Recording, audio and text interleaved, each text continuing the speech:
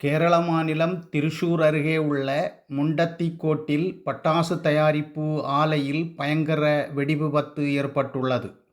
திருச்சூர் பூரம் பண்டிகைக்கான பட்டாசுகள் தயாரிக்கப்பட்டு கொண்டிருந்த நிலையில் இந்த திடீர் வெடிப்பு நடந்ததாக தகவல்கள் தெரிவிக்கின்றன.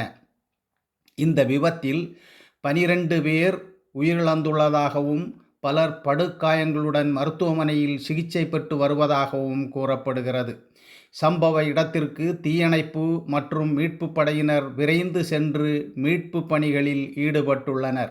இந்த சம்பவம் திருச்சூர் பகுதியில் பெரும் அதிர்ச்சியை ஏற்படுத்தியுள்ளது.